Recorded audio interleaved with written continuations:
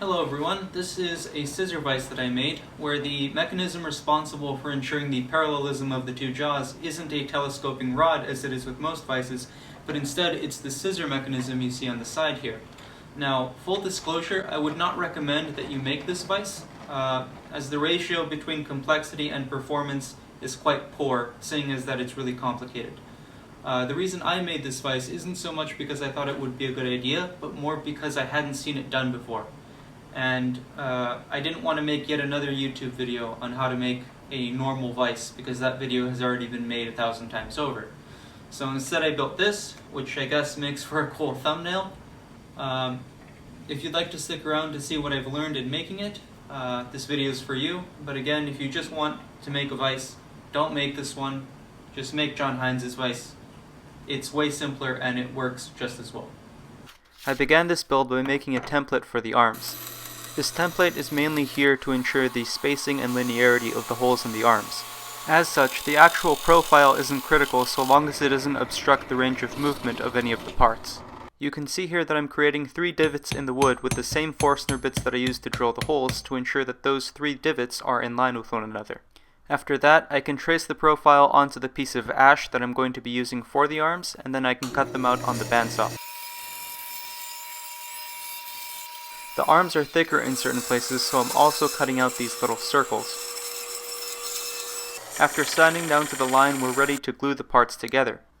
Now you'll notice here that I'm gluing these circle pieces with the grain at 90 degrees to the grain of the rest of the arm, and this is because when wood splits, it tends to split along the grain, so by orienting these two pieces 90 degrees to each other, they hold each other in check and prevent any splintering. At least that's the theory. Using the template to drill the holes is fairly uneventful so long as the drill press is perpendicular to the table and your pieces of ash are all flat. These bushings are $2 a piece, and so I didn't feel like spending the money to put bushings in all of the holes, and it's also not necessary for reasons you'll see later on. With the arms basically done, I can now move on to the jaws, and here I'm gluing up the stationary jaw using some nails to keep them aligned as I apply clamping pressure. These two sides are going to be laminated to create the front jaw, and I want to embed this piece of metal in the middle of the jaw to make it stiffer and so that it doesn't bend. And to achieve that, I've marked thirds on my board, and I found that if I make a cut with a piece against the fence like so, and then I take this piece of aluminum that I've added thickness to by putting these strips of masking tape on it, and I then make another cut using that strip of aluminum as a spacer, that gives me the correct width on the groove such that this bar fits snugly inside. The reason I chose thirds for the position of these bars is because through the center is where the lead screw is going to go. Also, this means that I can simply flip the piece over when I'm ready to create the groove on the other side. I used my angle grinder to cut this flat bar stock roughly to the correct length, and then I abused my strip sander to get it down the rest of the way. You can see how quickly the cooling water evaporates off the bar as it heats up. With that, I can lay a bead of epoxy at the bottom of the groove, pound the bar in, and then glue the two sides together.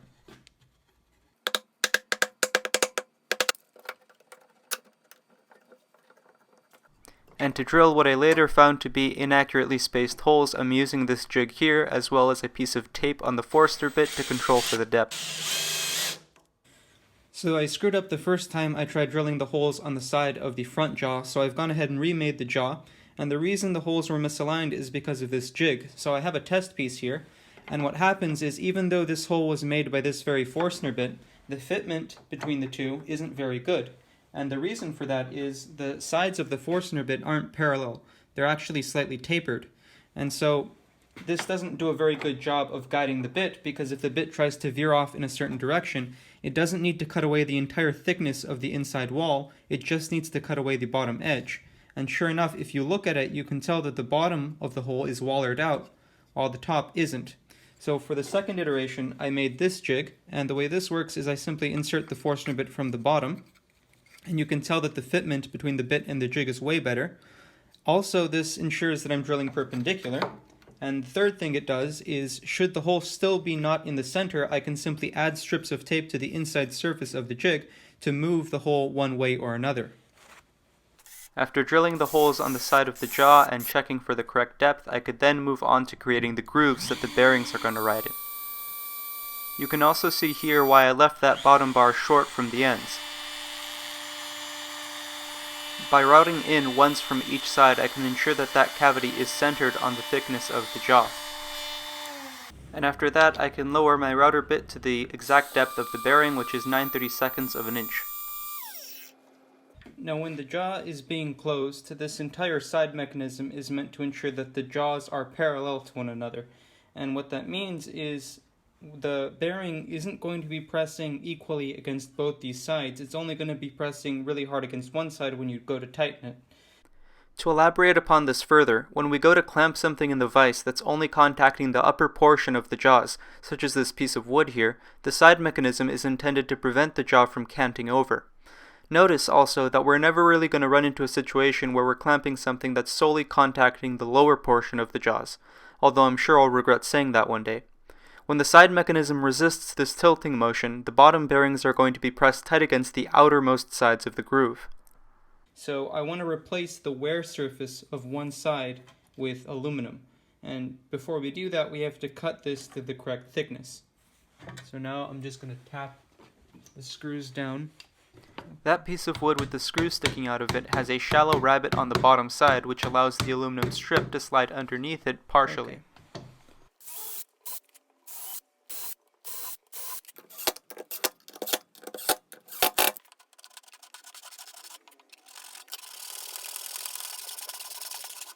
Eventually, impatience got the better of me, and I decided to use my angle grinder instead of the saw, and that worked out pretty messily. I'm not sure if messily is a word, but it does describe what's going on in the screen. After that, I changed my process and used the same fixture to hold the piece vertically with two pieces of plywood flush to each other on either side. I could then cut this down with a handsaw, switch it over to the other side once the saw bottomed out, and then repeat the process. I should also mention, this is a very cheap, husky saw, so I'm not really concerned about wearing the teeth out. I think this was like $7 or something, so.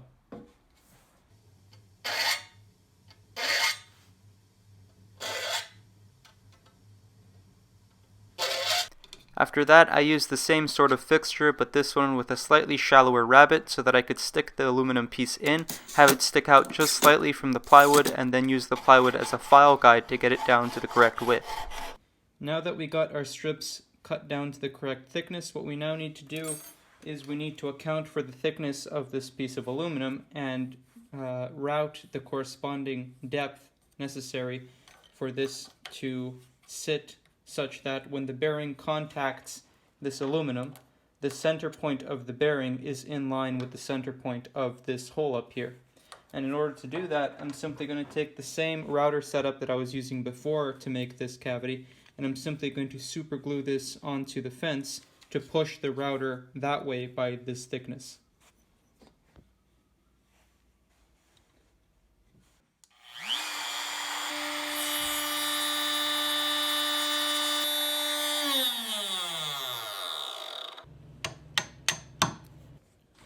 So I've gone ahead and epoxied in these aluminum strips to create the wear surface that the bearings are going to be pressed against. I've also installed my 3/8 inch rods in the arms, and for the middle rod what I did is I used the can as a shim to jam the rod into the bushing here. The other arm gets slid over the other end like this, and gets retained by a washer and a machine screw that fits into this tapped hole in the center. The other thing I did is I deepened this upper hole on the jaw's sides to accommodate two bearings instead of one. This makes for a much more robust connection, especially considering that these roller skate bearings are only about 9/32 of an inch, or about 7 millimeters thick. So let me go ahead and install the front jaw so that you can get a feel for how this works. Now, as with every project, there is one not so minor detail that I completely overlooked, and that is this. This mechanism does nothing to ensure the vice's parallelism horizontally, it only guarantees it vertically. And I didn't think of this because the vise I'm used to using has a lead screw on each side. For this vise, my intention was to put one lead screw in the middle, which I obviously can't do now.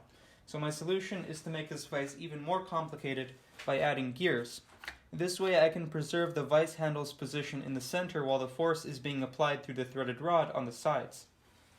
I got the profiles for these gears off Matthias Wandel's infamous gear generator, and I cleaned out the bottom of each tooth using a brad point bit.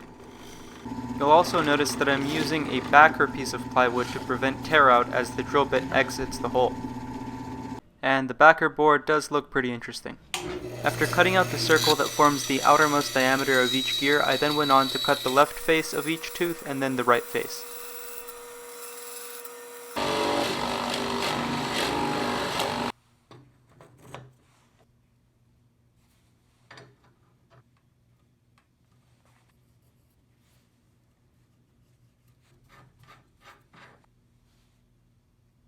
Once I got the profile of the nut onto the gear, I went ahead and drilled a larger hole through the center to remove more of the material, and then used the chisel to get it down to a hexagon. And now onto drilling the holes that the axles of the gears are going to go through. I started with a pilot hole using a thin drill bit, and then I switched to a Forstner bit that was precisely the size of the bearing.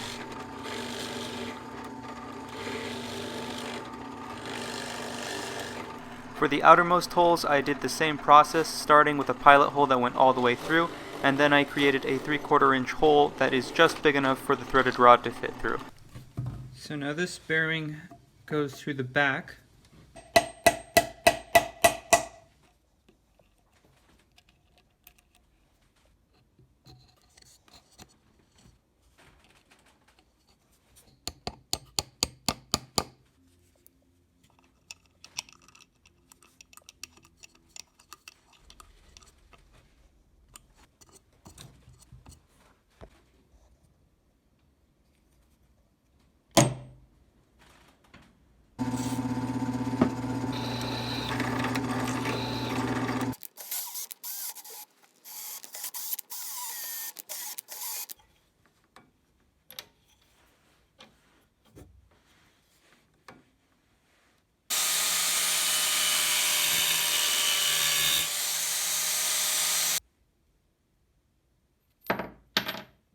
By mushrooming over the edges of one side of the rod, I can prevent it from going all the way through the bearing.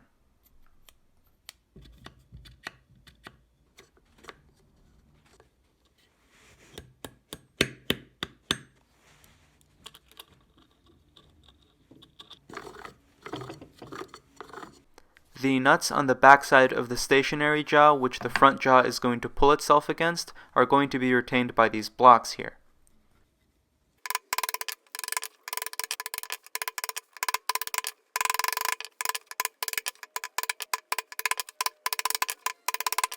I ground a flat on this nut for two reasons. One is because it makes it easier to trace since you don't have to deal with the chamfers on the ends. And the second is so that you can dial in the fit more accurately. Because if I take this nut with the flat side down, and I pound it into the hole, and then I remove it, the sharp edge on the flattened side will actually gouge the wood as I pound it in and tell me where I need to relieve more material. So you can see that little gouge right there. And so I know I have to pare some more material off that side with the chisel in order for this to fit not quite so tightly.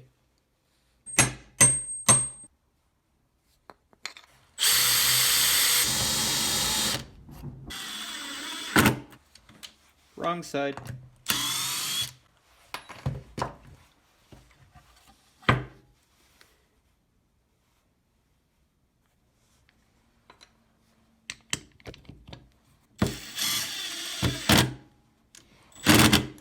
This nut needs to be coupled to the end of the threaded rod so that the outermost gear can slide over it. Now the nut you just saw me drill a hole through is for pushing the vise forwards, but we still need a way of pushing it back when we want to retract the jaw. So I'm going to make a ring that goes onto the threaded rod, and I'm going to make that ring out of this nut. The first step is to round the corners over so that that ring can spin freely within a cavity in the front jaw.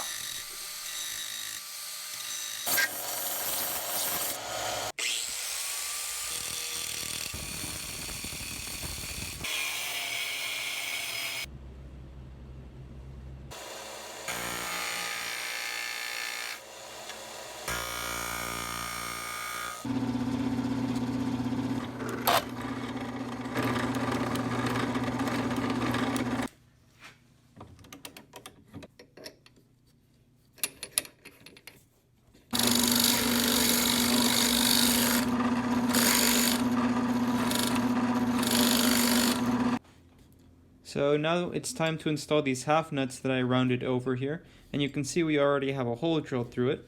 And now what I'm going to do is, with the nut and the washer pressed firmly against the front of the jaw, I'm going to put a bead of super glue down in here, and then I'm going to rotate this down to the position I want it at, and then the super glue will hold that in place while we then go to drill the hole into the threaded rod that's going to retain this piece onto the rod.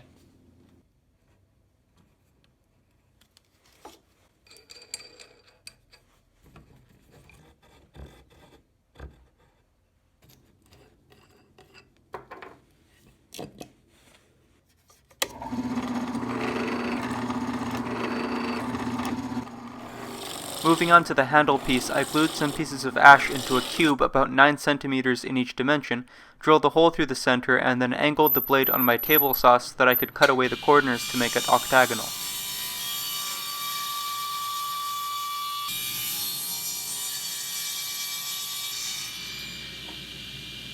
I then brought it even closer to a cylinder by rounding over the vertices of the octagon. I then spun it up at the strip sander to make it completely round. This handle piece is going to attach to the center gear, and given the amount of leverage we're going to have, it needs to be affixed very solidly. I then meticulously cleaned my workbench to make for a cleaner shot, pounded a dowel through the center so that I could then put on the gear and ensure that both pieces are concentric to one another. So we have a little bit of a problem here, which is that the way I was originally mounting this center gear was by having a machine screw and a washer to secure it from the front. The issue is, if I'm going to install this handle piece to the gear, I need to do it with the gear not mounted on the vise because I need to screw in from the back. And the issue with that is, if I mount this on now, I have no way of getting to the machine screw that tightens the gear onto the shaft. So I was mulling over this problem when my dad came in and suggested that I drill a hole through the center of this handle piece, and I basically told him that that was a stupid idea. The issue is, after due consideration, that's the only idea that might work, so now I have to choose between sucking it up, admitting that I was wrong, and drilling a hole through the center of this, or not finishing this vise at all. I'm just kidding. Just barely kidding.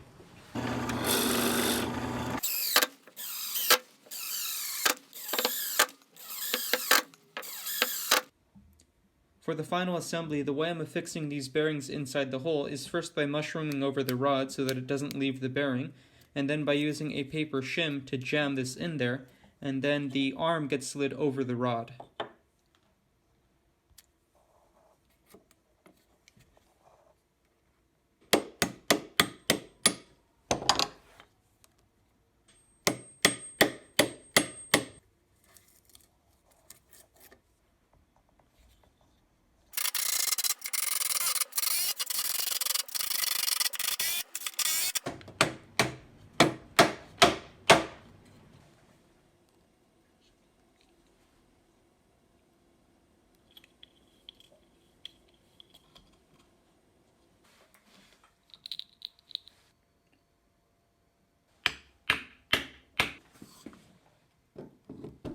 I messed up on the order of operations here, and I had to remove the arms in order to get the threaded rod through the holes.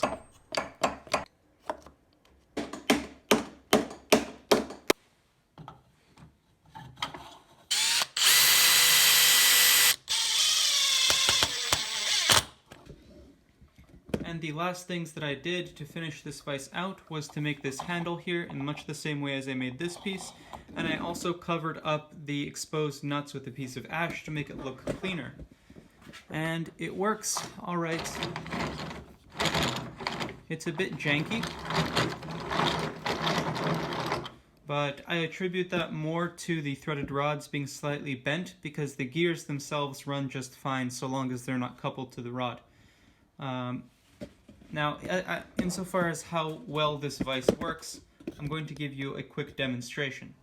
So I'm going to clamp a piece of wood here so that it's only contacting the upper portion of the jaws, and I'm going to tighten that down.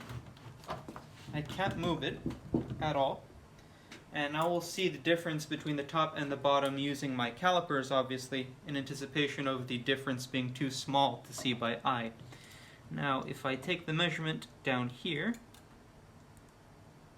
and I bring it up to here, you can see that there's about 3/16 discrepancy between the top and the bottom. That being said, I can't really see any visible gaps between the top jaw and the piece of wood, so I would say it is still doing its job. It's not as good as it could be, obviously, but it's good enough for what I've done. These would realistically need to be made out of metal, or they would need to be much thicker than they currently are. This is just 3/4, and these are 2 3/4 pieces glued together. So I wasn't expecting top performance out of this, but it is better than my old vise in that it does resist that bending somewhat. If I try to move the arms to see if there's any play in them, they're rock solid, which means they are under tension. So they are doing something, they're just not working to the theoretically best extent that they could. But overall, I'm not displeased with the vise. If you guys are still watching this for some bizarre reason, thank you for watching. It really means a lot. The views aren't much, but the comments are what make it worth it. So thank you guys for watching the video, and I will see you guys on the next one.